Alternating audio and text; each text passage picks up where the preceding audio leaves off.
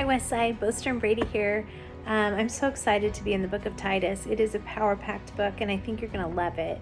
Today we're in Titus 1 verses 10 through 16, and there was one verse that really stood out to me and kind of stopped me in my tracks today, and I want to get to it real quick.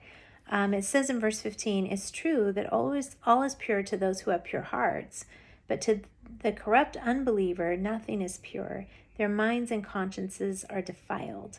They claim to know God, but by their actions, they deny him."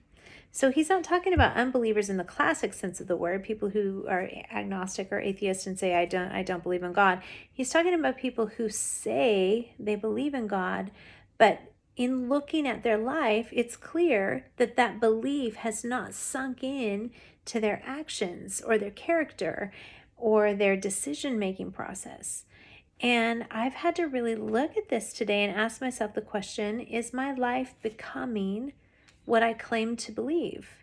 I claim to believe in Jesus. I claim to be a follower of the way of Jesus, the same Jesus who healed the sick and reached out to the lonely and cared about the least of these and defended the sinner.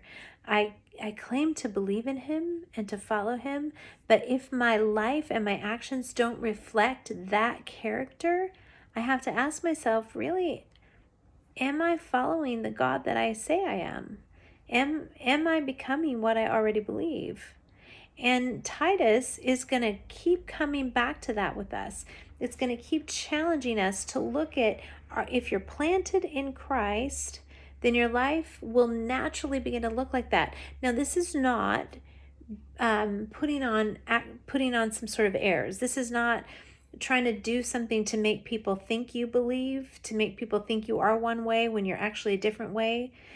Jesus said, "There's a people that worships me with their mouth, but their heart is far from me."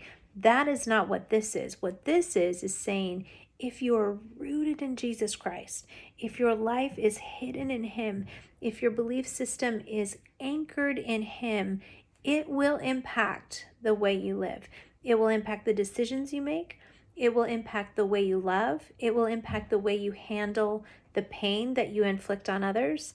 It will impact the way you forgive. It will impact what you do with your money. It will impact what you do in your marriage. It will impact how you parent. It will make an impact on who you become if you truly believe that Jesus is the way and you want to follow it. And so this book is going to call us to a higher life. It's going to call us to a practical theology that impacts everything else that we do. And I hope you're ready, because it's going to get really, really good.